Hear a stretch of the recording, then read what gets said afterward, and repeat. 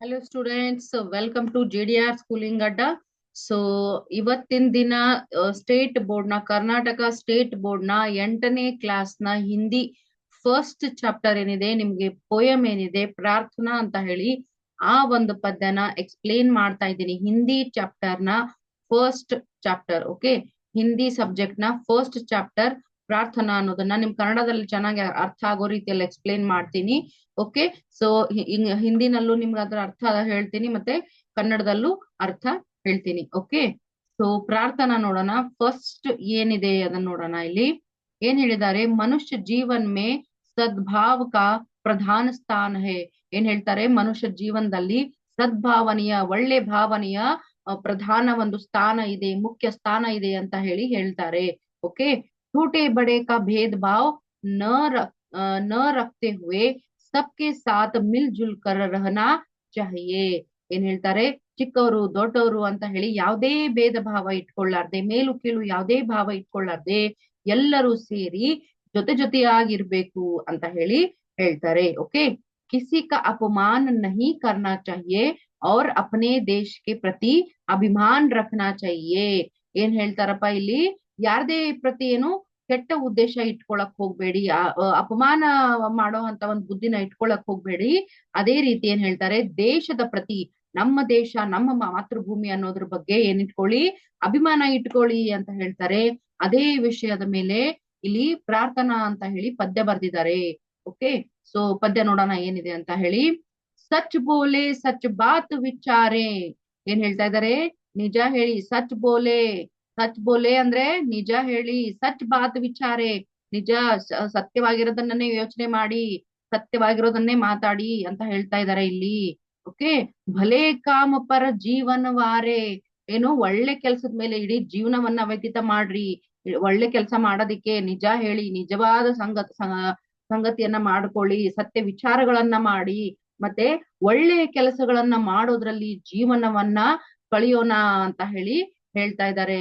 ಏನ್ ಹೇಳ್ತಾ ಇದ್ದಾರೆ, ಸಚ್ ಬೋಲೆ ಸಚ್ ಬಾತ್ ವಿಚಾರೆ ಭಲೆ ಕಾಮ ಪರ ಜೀವನವಾರೆ.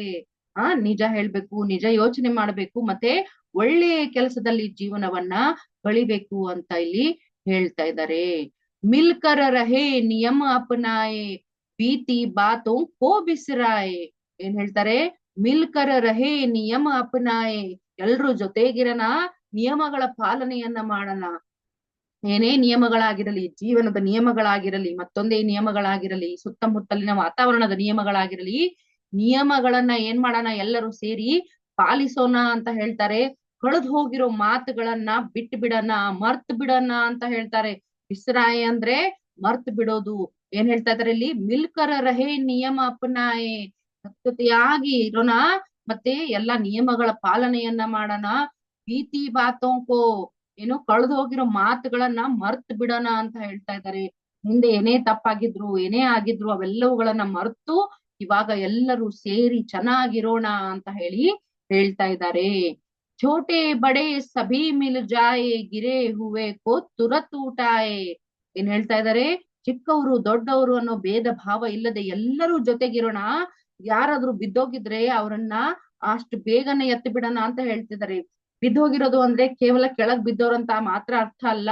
ಈ ಪದ್ಯದ ಪ್ರಕಾರ ಬಿದ್ದೋಗಿರೋರು ಅಂತಂದ್ರೆ ಯಾರಾದ್ರೂ ತೊಂದರೆಯಲ್ಲಿದ್ರೆ, ಮತ್ತೇನಾದ್ರೂ ಇದ್ರೆ ಅವ್ರಿಗೆ ಸಹಾಯ ಮಾಡೋಣ ಅಂತ, ಓಕೆ. ಸೊ ಇಲ್ಲೇನ್ ಹೇಳ್ತಾ ಇದಾರೆ, ಛೋಟೆ ಬಡೆ ಸಭಿ ಮಿಲ್ ಜಾಯೆ, ದೊಡ್ಡವರು ಚಿಕ್ಕವರು ಭೇದ ಭಾವ, ನಾನ್ ಹೆಚ್ಚು ನೀನ್ ಕಮ್ಮಿ ಅನ್ನೋ ಎಲ್ಲಾ ಭೇದ ಭಾವಗಳನ್ನ ಮರೆತು ಇಲ್ಲಿ ಏನು ತೊಂದರೆಯಲ್ಲಿರೋರಿಗೆ ನಾವು ಸಹಾಯ ಮಾಡೋಣ. ಗಿರೇ ಹುವೇಕೋ, ಏನು ಬಿದ್ದೋಗಿರೋರನ್ನ ನಾವೇನ್ ಮಾಡೋಣ, ಪಟ್ ಅಂತ ಎತ್ತಿ ಬಿಡೋಣ ಅಂತ ಹೇಳ್ತಾ ಇದ್ದಾರೆ. ಅಂದ್ರೆ ತೊಂದ್ರೆಯಲ್ಲಿರೋರಿಗೆ ನಾವು ಬೇಗನೆ ಸಹಾಯ ಮಾಡೋಣ. ಯಾರಾದ್ರೂ ರಸ್ತೆ ದಾಟ್ಬೇಕಾದ್ರೆ ಬಿದ್ಬಿಟ್ಟಿದ್ರೆ ಅವ್ರಿಗೆ ಹೋಗಿ ಅವ್ರನ್ನ ಎಬ್ಸಿ ಅವ್ರಿಗೆ ಸಹಾಯ ಮಾಡೋಣ.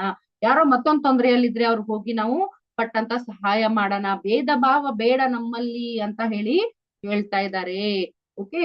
ಕರೆ ಕಿಸಿ ಕಾ ನಾ ಅಪಮಾನ್ ಏಸಿ ಹಿ ಮತಿ ದೋ ಭಗವಾನ್. ಏನ್ ಹೇಳ್ತಾ ಇದಾರೆ ನೋಡಿ, ಎಷ್ಟು ಚೆನ್ನಾಗಿ ಹೇಳ್ತಾ ಇದಾರೆ.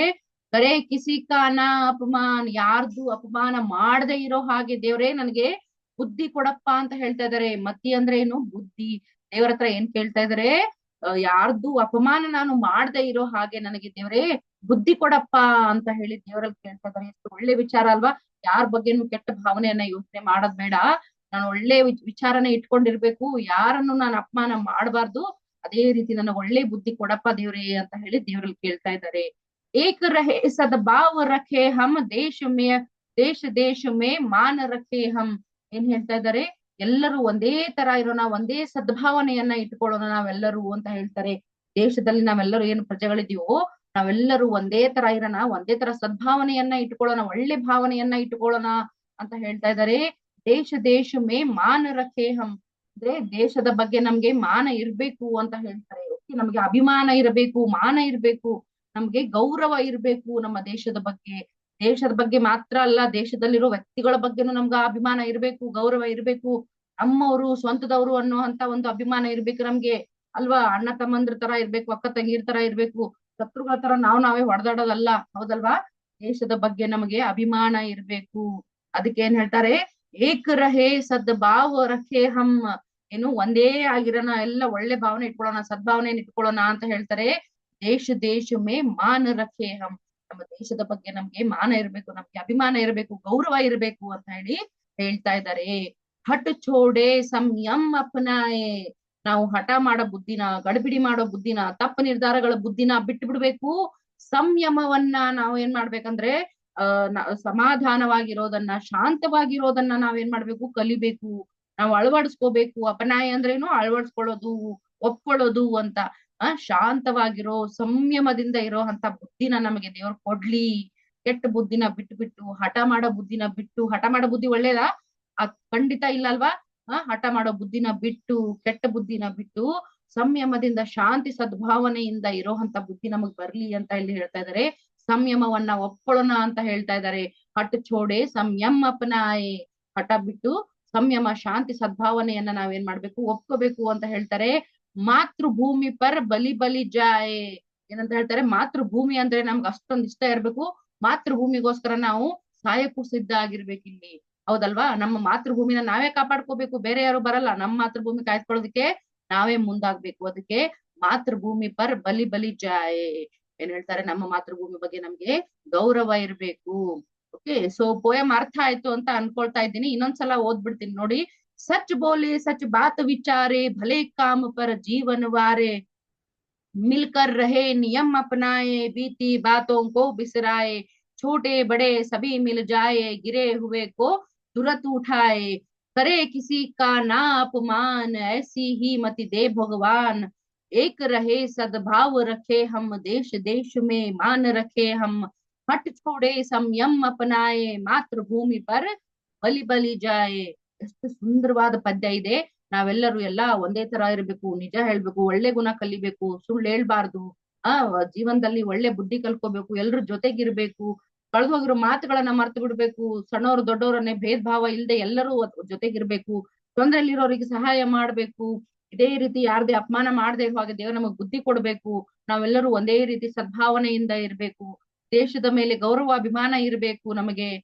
ಮತ್ತೇನ್ ಹೇಳ್ತಾರೆ, ಹಠ ಬಿಟ್ಟು ನಾವೇನ್ ಮಾಡ್ಬೇಕಪ್ಪ ಅಂದ್ರೆ ಶಾಂತಿ ಸದ್ಭಾವನೆಯನ್ನ ಒಪ್ಕೋಬೇಕು, ಶಾಂತತೆಯನ್ನ, ಸಂಯಮವನ್ನ ಕಲ್ತ್ಕೋಬೇಕು, ಮಾತೃಭೂಮಿ ಮೇಲೆ ನಾವು ಕಾಯಕ್ಕೂ ಸಿದ್ಧ ಆಗಿರ್ಬೇಕು, ಅಷ್ಟೊಂದು ಗೌರವ ಇಟ್ಕೋಬೇಕು ಅಂತ ಹೇಳಿ ಈ ಪದ್ಯದಲ್ಲಿ, ಪ್ರಾರ್ಥನಾ ಅನ್ನೋ ಪದ್ಯದಲ್ಲಿ ಹೇಳ್ತಾ ಇದ್ದಾರೆ.